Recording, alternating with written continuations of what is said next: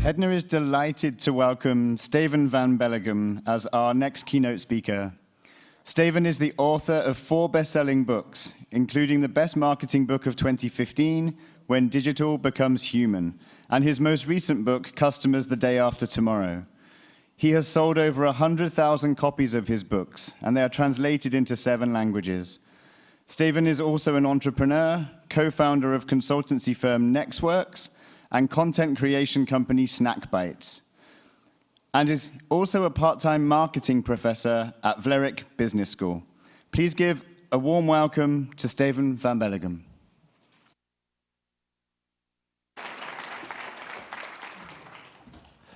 Thank you. Good afternoon, and thanks for having me. I'm very happy that I can speak about this topic, Customers the Day After Tomorrow, which is a story about how customer experience is changing, how we're moving into a new phase of digital that has a big impact, I think, on the travel industry as a whole. And if you look back just 10 years, I think you all agree with me that about 10 years ago, we went into the second phase of digital that started the age of mobile and social. I don't need to convince you about that.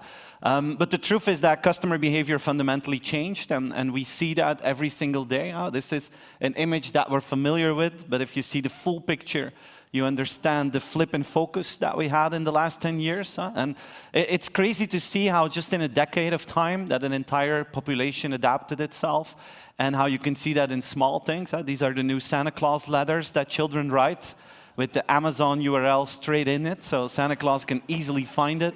We have new organizational designs in traffic, like these here. We have new traffic signs, and in the Netherlands you have new traffic lights. They're on the floors, because if people are walking and WhatsApping, they don't look up, they look down, and you don't want them to end up underneath a car. And we have to replace all these traffic signs when Pikachu came back, so that keeps us busy. We saw the age of crazy selfies. There they go, and up. And we learned that it's dangerous to walk and WhatsApp at the same time. So that's basically a short summary of what happened in our day-to-day life in the last 10 years. I don't want to talk about that. I would like to take you on this journey about this next phase of technology. And in my opinion, what 2007 was for mobile was 2017 for artificial intelligence, automation, AI. We're at the beginning of a new S-curve, and if you look around very closely, you see the evolution of technology all around us. I love this. This is the trailer of the old Lion King and the trailer of the new Lion King. The top one is from 1994, exactly 25 years ago, and the bottom one is the trailer of the Lion King in 2019. Both are computer generated, but it's like a fantastic way to show the evolution of technology of the last 25 years. If we would have seen this bottom one, let's say 5 years ago, we would have said, wow, National Geographic, you did an awesome job. But we see how computer technology evolved so rapidly, and I'm convinced that that has a big impact on your market. The truth is, if I talk about this with people all over the world, this is my summary of things. We're like in between fear and excitement. And I'm in the excitement camp. I like robots that do stuff. Maybe some of you are afraid that they will do too much. I don't know. But we're in between fear and excitement. But my role is to speak about that excitement and to see what the impact could be of this new phase in your industry. If I look around, this is what I see. How companies are making that flip from a mobile-first mindset to an AI-first mindset. I think that's a crucial next step.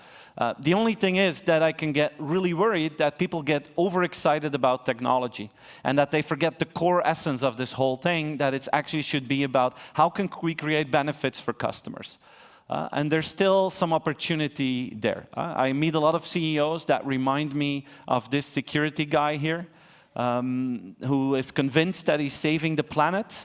Just like I meet many CEOs that tell me, Steven, we are absolutely focused on customer experience, but we have a negative customer experience score. We do not understand. It's the same like this guy. So there's a lot of opportunity there to grow. And one of my favorite examples to illustrate that is United Airlines. I have to admit, I'm a big fan of United Airlines. I fly about 150 times a year, but never with United, unless I have to.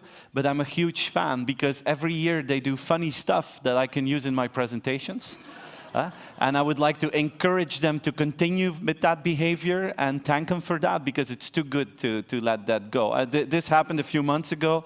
There was a passenger sitting on the wrong seat of a plane, and in their own United Airlines style, they asked that passenger to leave that seat. You can see that happening right now.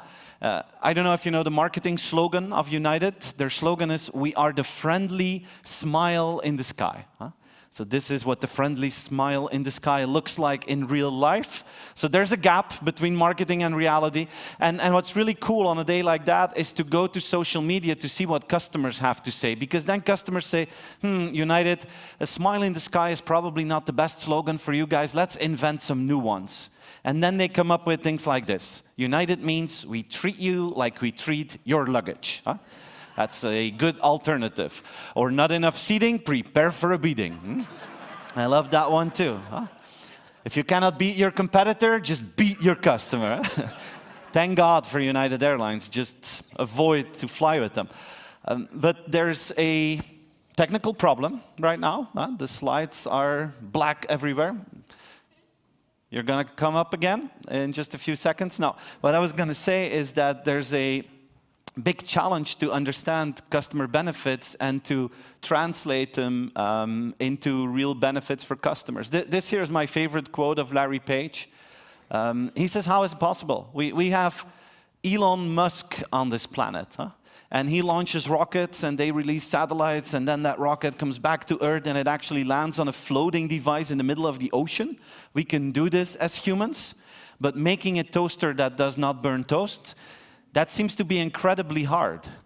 And make no mistake, in this crazy world today, we have what they call smart toasters. I don't know if you have a smart toaster at your house. If not, I will tell you what it does. This machine sends you a text message the moment your toast is ready. That's in case you have forgotten what happened with that piece of bread in the last 30 seconds. Then you get a text message. Of course, it was in the toaster. I forgot. But still burned toast. So this, my friends, is a perfect example of what I call the Internet of stupid things. We make it because technology allows us to do it, but there is not a single human waiting for that. And I think that's the danger in this world of advanced technologies, that in your business, in your company, that you do something with technology that seems extremely cool, but it's not solving a customer need. It's still, making a toaster that is burning toast. The truth is, if you look at digital, this new phase, the end of the easy part of digital is over. Social media was easy. Making websites is easy. Now we're going to move into a new phase. If you look at the challenges, I'm so mad at myself that I did not invent TripAdvisor, because if you look back at it, it is so simple. You just need a platform and people have to give feedback about hotels. That is it. If you compare that with like what Starbucks wants to do now, they want to grow with mobile commerce. Then if you're selling coffee through a mobile device with delivery, you're talking about a delivery time of 5 to 10 minutes. It's a little bit silly to speak about half-day deliveries if you're selling coffee. So the complexity is increasing. The complexity of competition is increasing. I think you guys feel that every single day. In the past, they told us this is a strategy to win. Make sure you're good in one thing, differentiate yourself in one thing, and be average in all the others. Maybe you had a hotel with the best service and you could win. Maybe you were the cheapest one, you could win. Maybe you had the most beautiful hotel and you could win. I don't think this applies anymore, because that bar of customer expectations, went all the way up. So if you want to win today, you better be good in almost everything, and then excel in a few things. And this is completely thanks to companies like Amazon, or in your industry, Booking.com. I mean, look at Booking.com. They're pretty price competitive. Their product offering is endless. Location has become irrelevant, and their service is higher than what we were used to before they were around. And because of the fact that so many people use platforms like Booking.com or Amazon, we're getting used to that kind of service. And that old idea that we grew up with in marketing, that idea of that unique selling proposition, is completely gone. It's not good enough anymore to differentiate yourself on one item. Complexity is increasing. This could be the paradox of phase 3 of digital, that for you, businesses, organizations, travel industry, your life could become more complex than it is today. And at the same time, the life of your customers should become easier than ever before. A question about your customers. in your opinion, your experience, what do you think is the scarcest resource that people have these days? Time. I hear from all sides of the audience, time. I agree. Time is a scarce resource. Let me, give the ball back to you guys. To what extent, if you agree with that, are you managing the time of your customer? And I think the cool thing is, if you look at the hotel industry, there are actually two things you can do with your customer's time. You can make it more fun, and you can save time from them. And if you look to, for instance, your industry, the hotel industry, companies like Disney, usually the goal is to add some form of entertainment and fun to people's lives. There's typically an industry with a DNA that wants to deliver a good service if customers give you their most valuable asset, their time.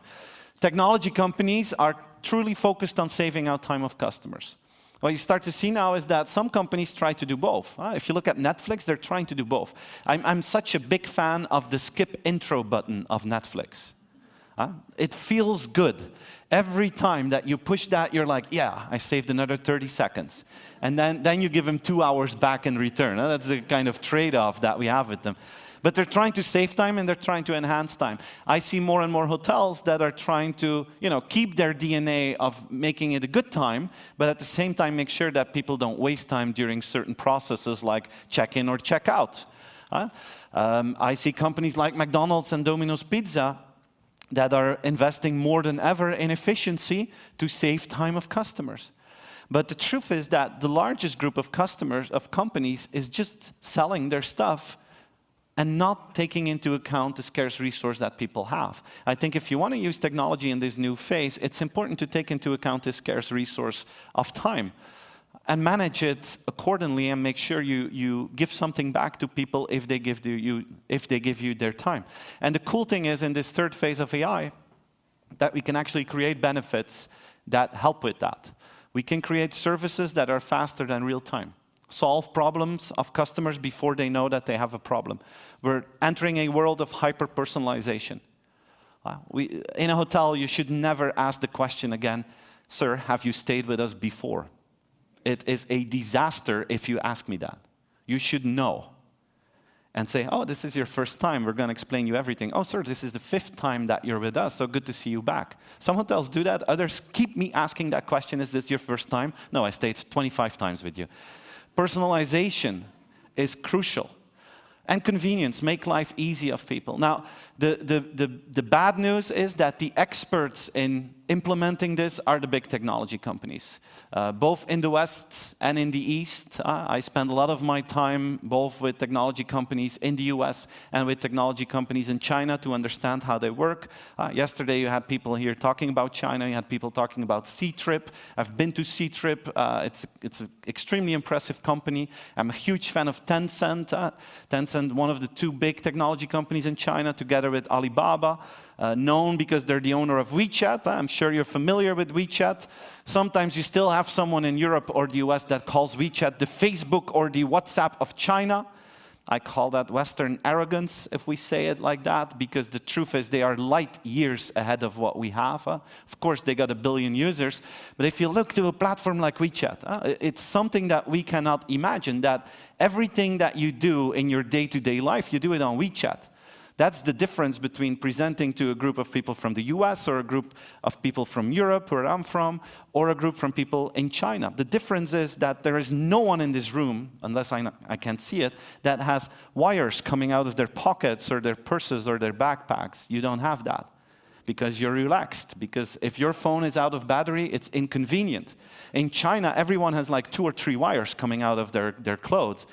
I call them the power bank rangers now, because they have like these power banks everywhere, because if their phone is out of battery, it's the end of their day. It's the end of their day. There's no more public transportation. You cannot buy anything anymore. You cannot do anything anymore. And sometimes people think that guys like me exaggerate with that, but I think if you've been to China recently, you've seen the transformation. I have this very embarrassing anecdote, but I will share it with you, okay? I was in Shenzhen a year and a half ago with a friend, and we had half a day off, and we went shopping. And we went to a shopping mall, and we saw an Häagen-Dazs store. So we thought, ice cream time. So we went in, we waited in line, ordered 2 cones with ice cream, and I told my friend, I will pay. It's on me. So I grabbed my wallet, I took my credit card, gave it to that Chinese lady, and she looked at me as if you would buy ice cream here in Hollywood, and if you would bring 2 goats to pay for that. That's the kind of look that she gave me. She was very nice. She said, I will try. So she grabbed this old, dusted credit card device, swiped my card a few times, and then she said, it doesn't work. We don't do credit cards anymore. And I said, yeah, okay, that's really nice, but how can I pay then? And my friend said, no worries, Stephen, I brought cash money. So he took out his wallet. He took out paper money. I mean, you know what I mean, right? Paper Chinese money. Gave it to that Chinese lady, and I will never forget that moment, because when we were paying with cash, the people in line behind us, they started to take pictures of us. We were like a big hit in Shanghai, like those 2 guys from the Middle Ages that came back to pay with paper money. It was crazy. So that was a year and a half ago. A half year ago, I went back with a group of Europeans, and I told them, I said, guys, bring cash, because our credit cards are worthless, ATMs, they don't work. I mean, you need to have cash. That's the only way that works. So they listened. So we went back, went to Shanghai, went shopping, went to a Nike store, grabbed all kind of stuff from the shelves, went to the counter to pay, gave our credit card. They say, yeah, we don't do credit card. We say, we know. We brought money. And they look at us and they're like, yeah, but we don't do money anymore either. And then we said, yeah, but how can we pay? Oh, with Alipay or with WeChat? Yeah, we know, but that does not work on a European or a US phone. That's too bad for you. And that was it. That was it. After that, we went to the international airport of Shanghai. And if you take a group of Europeans, especially Belgians like myself, to a country like China, and you feed that group with Chinese food for a week, and then you go to the airport, you know what the first stop is of that group in the airport? McDonald's, yeah. So an invasion of the McDonald's of our group. We started to order, couldn't pay. We could not pay in the airport. And then we were so frustrated, we were standing there with our money, finding someone that was willing to pay for us so that we could give money back. We were like the poorest people on the planet.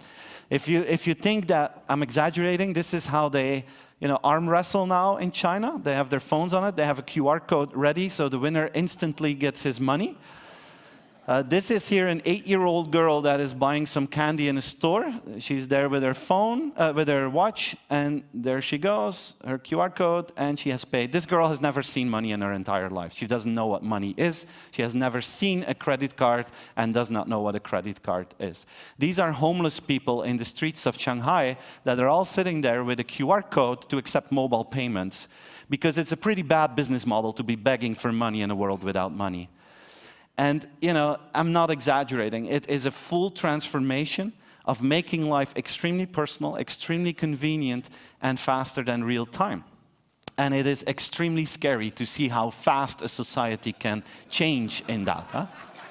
So we got work to do. That's the bad news. The bad news stops here. The end of the bad news.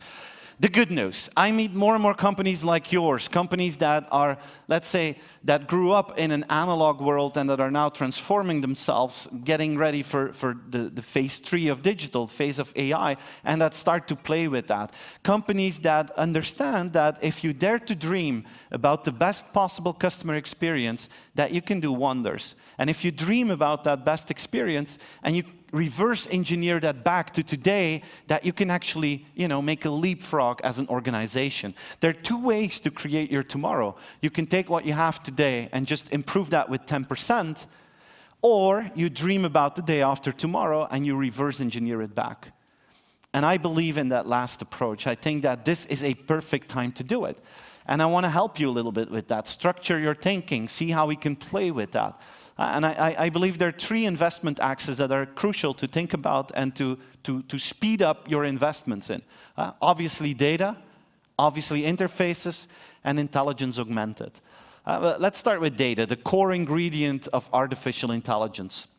This is, in my opinion, the circle of life of AI. You have a great product or service, you got customers, they generate data, and you use that data to improve your services. And the faster this wheel spins, the faster you will, drive away from your competition. I'm a huge fan of this experiment here. It's called Sidewalk Labs. This is a test from Google, a new division of Google. It has always been Google's dream to go in real estate and to build their own city. They believe they can do a better job than governments. And Sidewalk Labs is that division of Google where they do want to build this new city by using state-of-the-art technology. So Google launched a lot of these ideas, but the truth is, many of them, didn't succeed. This one is different. They have a deal with the city of Toronto that they can rebuild part of that city. They're going to rebuild the waterfront, and they're going to build housing space, they're going to build office space, they're going to make the roads ready for their Waymo driverless car program, and so on and so on. And of course, they will use their core expertise, data management skills to make that happen. Now, imagine that you are in real estate and that this happens in your market. This is a game changer. Because imagine that you live in Toronto and you want to buy an apartment. I don't know the prices of an apartment in Toronto, but just imagine that it's 300,000 Canadian dollars for a small apartment. If I go to a real estate player, I pay that person one single time $300,000. I'm convinced, and that's the end of our relationship. I'm convinced that Google will figure out ways so they can make money from the people in those houses every single day that people live in it by adding additional services based on data. Whereas the traditional retailer is selling us bricks and mortar, Google is selling us services based on data, which is pretty smart that they're in this experiment. Because if you think about it, there are three key data sources that will determine everything in the future: our phone, our house, and our car. And the house is a crucial part to get data from. And if they succeed in that, they can actually sell houses a lot cheaper than traditional real estate players. The estimation is that Google will sell those houses with a 20% discount because they got 20 years to make money from that. A traditional real estate player has only one shot to make all his money at that one single moment. If you have 20 years to make money, you can make the initial buying price a lot cheaper. So it's a very, very smart thing. Guys, I need you to help me again to understand how data can be leveraged and how you can get this circle going and to make sure that you can actually create value for customers and at the same time create value for yourself. That's number one. Number two, interfaces. I really need the slides now because I have some good jokes coming up. So this is an important moment that you keep them up, okay? So we have new user interfaces. We're going to see cool ones. We're going to see, I had such a good joke on this slide. Green button? Yes, green button. Yeah, that's what I pushed already for 150 times, I think, the green button. I know that I have to push the green button, but I also need the light here. So this is a cool, funny new interface. Let's be honest, if you're getting a haircut and they don't give you a jacket like this, it's going to be a place that does not respect your Instagram time.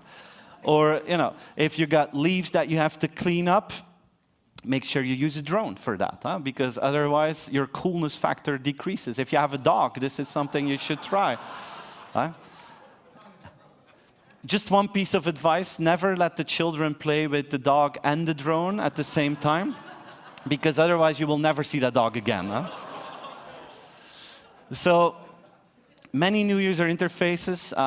This is obviously one of the big hits of new user interfaces. Computers without keyboards, smart speakers. We see them everywhere now. If you look at the adoption of them in the US, it's crazy. More than 50% of US households has a smart speaker and is using it, for the basic stuff that all of you do, like listening to music, setting timers, but also buying something on Amazon Prime. So if you take into account that half of the US population has a smart speaker, 15%, 30% of them is buying online through voice. That's about 15% of one of the largest economy in the world that is using voice to buy stuff. I cannot wait until the day that I can book hotels through this interface. And for me, these are like the dishwashers of the 21st century, where you actually have a device that helps you to save out time so you have more time for other things to do. I think this is going into the same direction. But the truth is, it's also a new form of commerce.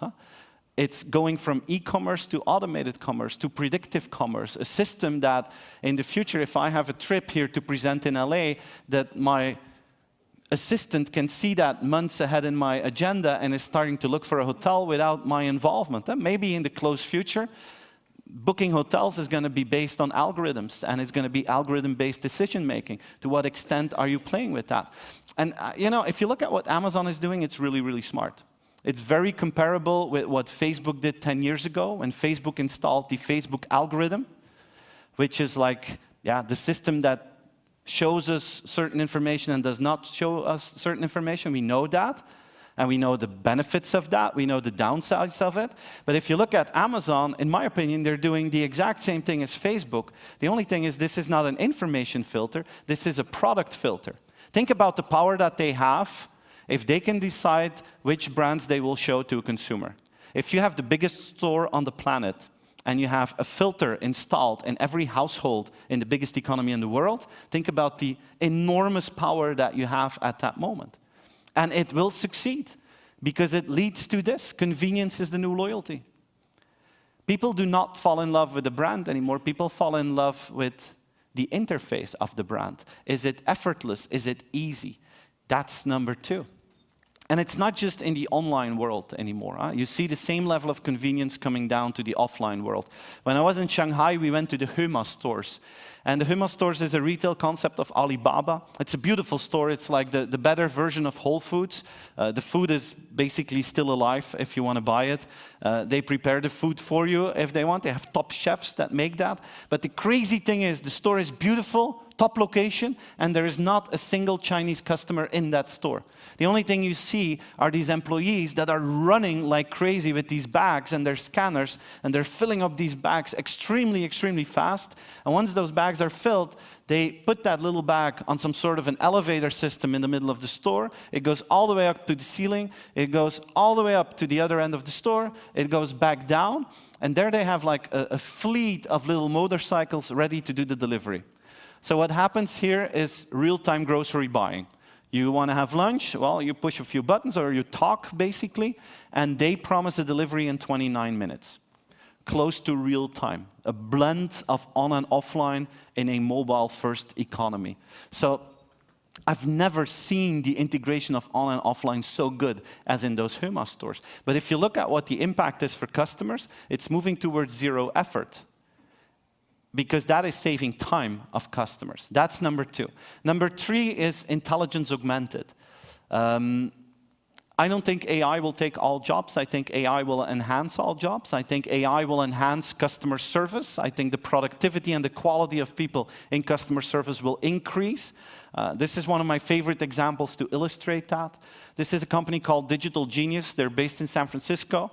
And I know their founder really well. They're really cool guys. And what they do is truly impressive. They eat your customer service data of the last few years. They translate that into algebra. Then a question from a customer comes in, like, can you rebook my flight? This question gets translated into algebra as well. And then the computer automatically generates an answer for the customer, plus a probability score on how high the likelihood of success is. If that score is higher than 95%, they ship automatically. If it's lower, then service agents behind the scenes can use the computer-generated answer, use parts of it, they can personalize it, they can add some twists to it, and it works. This here is KLM using it. Because of this, KLM can answer more questions in a more personalized way per hour than any other airline in the world. And the best part is, it's totally invisible for the competition that does not understand how KLM is doing that, and for the customer who thinks, wow, KLM, they must have the greatest people on the planet. And they don't. Other airlines also have fantastic people.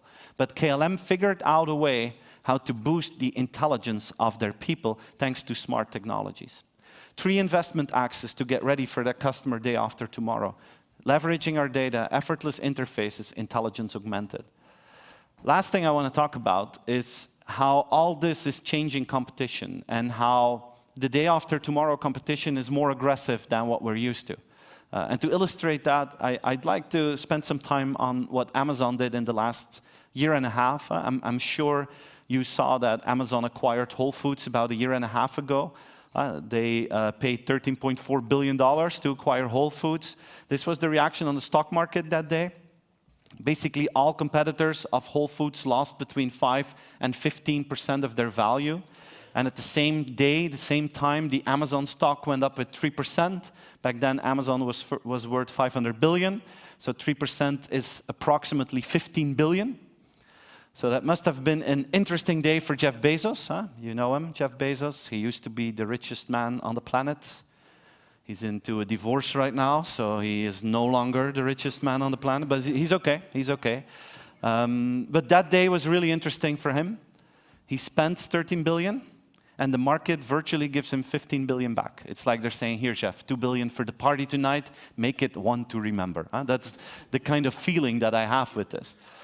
Then they became the owner of Whole Foods 3 months later, and the first move they did was reduce the prices with 30 to 43% on all food products.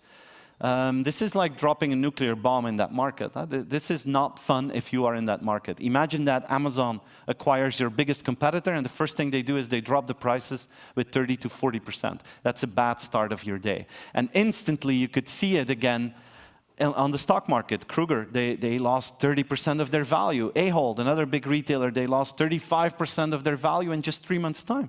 And the crazy thing is, these guys didn't do anything wrong.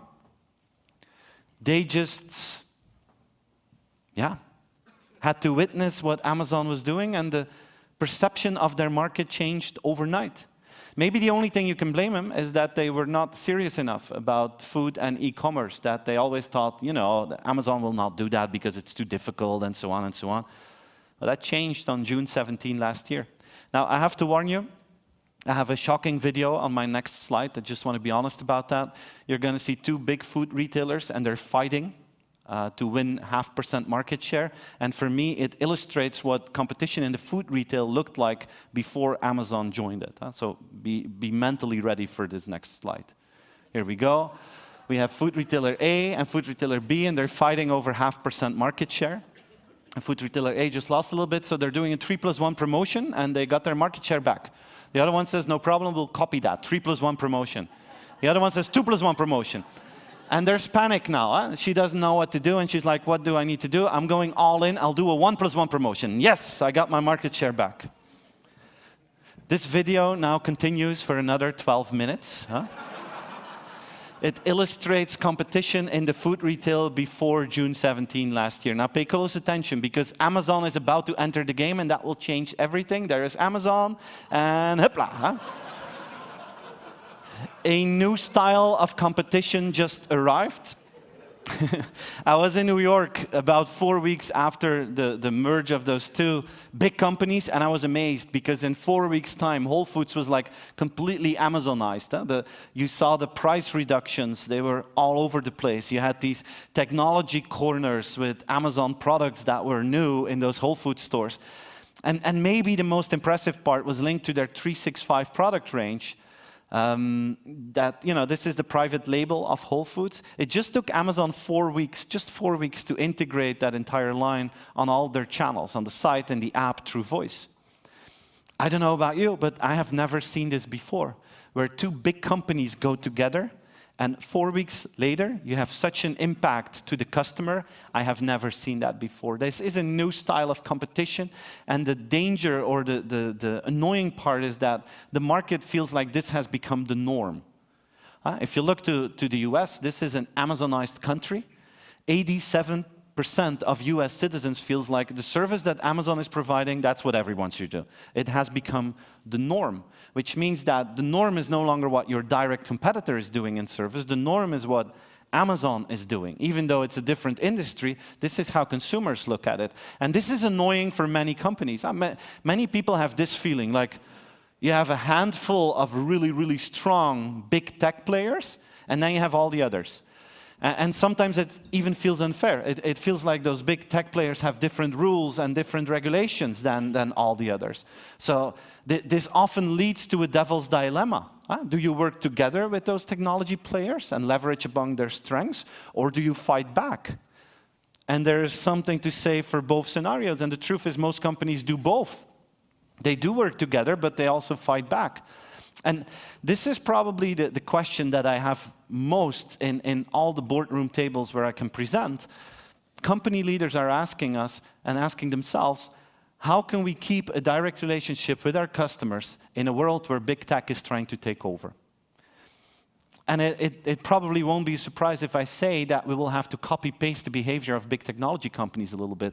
We need to be as obsessed with convenience. This is like the bottom of the pyramid. If we don't do that, we lose impact on everything else we do.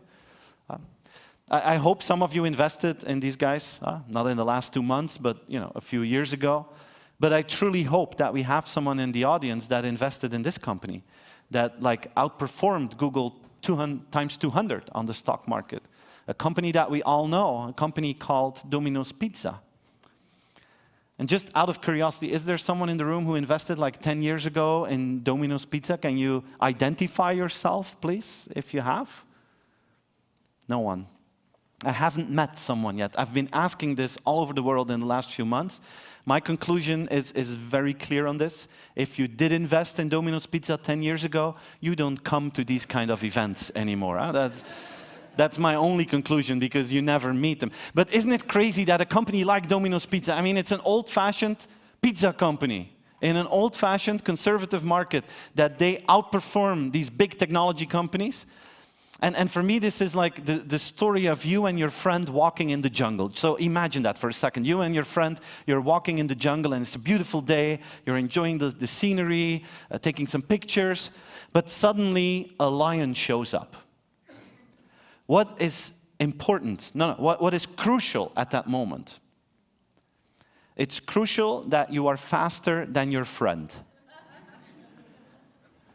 You do not need to outrun the lion. You need to outrun your friend. That's the only thing that matters. And I think in every industry, this is the challenge. Domino's Pizza said, you know what, we cannot outrun Amazon, but it's pretty easy to outrun Pizza Hut or Round Table Pizza. It's like running away from a crippled person that we have to do. So we're cool with that. Huh? So these guys looked at their industry and said, we can do better than anyone else. They basically had this very simple digital strategy. I summarize it like this. They wanted to be the fastest one to order pizza from, the easiest one, and the most fun one. Very simple strategy, but very effective. And then they shamelessly copy-pasted Amazon. And they were like the only or the first ones in the pizza industry that understood a very clear insight, that 80% of the people order the same pizza every single time. So what happened, most pizza apps in the beginning, they all had the full menu on there. So you had to browse the entire menu, while 80% just wanted to click on a button to order the same pizza over and over again. So Domino's understood that, and they made like this push for pizza button. You push and bam, 20 minutes later, favorite pizza. Or the zero-click app. This is so brilliant, huh? The zero-click app. You just have to open it up, and that's it. You don't have to push any more buttons. And then 20 minutes later, you got your favorite pizza. Imagine in meetings that you say, oh, I accidentally pushed the zero-button Domino's Pizza app here, so sorry, guys. Fast, easy, fun. Someone once told me it's too easy to order pizza from Domino's. And the truth is also behind the scenes that they completely transformed themselves. If you look at the headquarters of Domino's Pizza, out of the 800 people that they have working there, 400 are technology people now. So basically they transformed themselves from a pizza company to a technology company that happens to sell pizza. And probably this challenge will go up for most of us. This is the bottom of the pyramid. This is what we need to copy-paste from big technology companies. A second one that I think is crucial is doing marketing to machines. I think if I look to your industry, you're one of those industries that's, especially for business trips, you're going to be hit by algorithm-based decision-making. Usually when I go on a business trip, I don't care in which hotel I am. I just want to have something close to the venue or close to the airport, something that is efficient for me. The day that I can outsource that to Google or to Amazon or to Booking.com and I don't have to be involved in that decision-making anymore, I will do it. And they can proactively propose something to me. So if this would happen in your industry, I think it becomes important to understand that for you guys, it's not just about marketing to humans anymore. The more algorithm-based buying that you have in an industry, the better you will have to be at marketing to machines. Maybe you guys will have to become experts in business to assistants, business to things, I don't know. But I'm convinced that your industry will be hit by algorithm-based buying, and you have to be ready for that. That's number 2. Number 3, last thing, is leverage your strengths. If you look at most companies, we underestimate our own strengths or we don't use them in the right way. And I'm a huge fan of Walmart. If you talk about Walmart, you often have the feeling of talking about a dinosaur. But there's something going on. If you look at the evolution of the stock market, of all the big US retailers of the last 10 years, all of them lost between 20 and 100% of their value, except for Walmart. Walmart is actually the only big US retailer that grew in value in the last 10 years. So they must do something right. And I think that they're more and more using their stores in a smart way. They got most stores of any retailer in the US, but they used it in an old-fashioned way. Now they're transforming that, and they understood that almost every American is driving home from their work, passing by a Walmart, and maybe some of them ordered stuff online, and you can pick it up in the store, but if you have to wait for 10 minutes in the line and then a human picks it up for you, you don't have that energy anymore at the end of your day. So more and more, they're installing these big pickup towers in the front of their stores, so people come in, they scan their phones, and 30 seconds later, they got what they need. Same with returning goods. They're facilitating it that you can return your goods in a Walmart store in just 30 seconds. Now they're working on this new concept where you don't have to get out of your car anymore to pick it up. You just drive by, they give you your stuff, and you continue to go. They're saving out time, saving out energy of people, and they are faster in delivery than Amazon using this technique because they have these assets of wide distributed stores all over the country. This is their ad that they launched about a week ago. I thought it was amazing to see all those cars from those 80s and 90s films again. But this is their way of telling the world, you know, guys, if you don't have a lot of time, just drive by a Walmart, we'll give you your stuff, you don't even have to get out of the car, and you're out of here in less than 30 seconds, and it's going to be faster than with Amazon. Leveraging their strengths. Another strength that Walmart has is their associates, their employees. I mean, they're the biggest private employer in the world. In the US alone, they got 1.4 million employees. Can you imagine that? 1.4 million. That's the size of a small European country that they have. Huh? That's like 2.5 times the number of people that live in the country of Luxembourg. Right? So they were thinking, what if we ask all those people to become like the biggest delivery fleet in the world? What if we ask those 1.4 million people that on the way home, while they're driving home, that they stop in some of our customers' houses that ordered stuff online and they do the delivery. And we'll make it a triple win. We'll pay them per package that they drop off. You can make some money on the way home. For customers, it's faster than with Amazon, and it's even better for the environment because you don't need a separate vehicle to do the delivery. I think that's just brilliant to work like that. And more, if you look at the research, you see that Amazon gets rewarded for that. There are as many people in the US considering to buy from Amazon as from Walmart. They are leveraging their strengths in a fantastic way. But they're also working on marketing to machines with their partnership with Google. They're obsessed with convenience. They copy-paste the technology players, and at the same time, they leverage their strengths. This is, in my opinion, how you can, fight back in a world where technology is so dominant. And this is a way how to get ready for that customer in the day after tomorrow. I'm approaching the end of my talk, and this is always my objective, to do a little bit of mind stretching, to get some structure in what's happening and what the impact of that is on customers. But I believe this is the perfect time to do this exercise and to have the guts to speak out what the best possible customer experience could be, reverse engineer it back, and start playing with that as of today. And maybe the most important message that I had is that technology is not the guiding star in this process. Customer benefits, they are the guiding star in this process. And if we take that principle, I'm sure that we can win the heart and the business of our customers the day after tomorrow. This is what I had. Happy to answer some questions. If you want to see more of me, feel free to follow on Instagram or on YouTube. But thank you very much for listening. Yeah, great.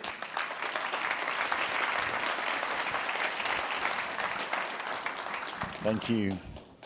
We certainly have some questions from the audience. That's good. So let's tackle the highest voted. Who becomes WeChat of the West? No one. It is physically impossible in the West to copy that. Imagine you have to know how far WeChat goes. It has your identity card, it has your driver's license, it has your insurances, it has your financial information. It is your partner in life. Facebook, for instance, could never do this in Europe because governments are so against Facebook at this moment, and you would have to make a deal with every individual government. They have to make a deal here in the US with the government to make that happen. So it's almost impossible for Western companies to do the same because of our organizational design, because we have a democracy. Democracy is great. Dictatorship sometimes has some advantages that if the Chinese government tells them this is what we're going to do, that's basically what they're going to do. So I don't see it happening. I'm also surprised that Facebook does not copy-paste a few things, because you don't have to go that far. I'm surprised that Facebook is not more in payments yet. They're doing it in India now to keep the Chinese players out of India. But they're pretty slow in making it a transactional process. They keep to their business model of advertisement. Yeah. All right. Well, these next two are very similar, so we'll combine them. But this morning, we had a number of industry leaders on stage. And one of the things that came up was, what if Amazon buys Expedia? Yeah. Is it 4 weeks away from them having everything that Expedia has on Amazon? I don't know. Someone once said Amazon is like the Death Star. They're in striking range of every industry, and you have to hope that it's not going to be your industry. So let's hope that they put their money on pharmaceuticals rather than on travel. If I look at it from a customer point of view, I would be happy that Amazon buys a hotel chain because I think that would boost the level of innovation in your industry. If you look at how food retail in the US has invested in new applications since Amazon acquired Whole Foods, it's a totally different ballgame. And they still need to, they need to learn and grow in that. So I think for the entire industry, it would be a boost to see what would happen. On the other hand, why wait for it? And I think the question is to do this exercise in your company. What happens if Amazon buys Hilton? And what should we do? One, to avoid that they buy it, and two, what can we do to make sure that our customers get happy? One of the, I live in Belgium. We got the Netherlands right next to us. The Netherlands and Belgium are one of the few countries in the world where Amazon is not active yet. They're active in the UK, in France, in Germany, all our neighboring countries, not in Belgium and the Netherlands. We believe one of the reasons is we're a small market, but it would be pretty easy and cheap for them to come.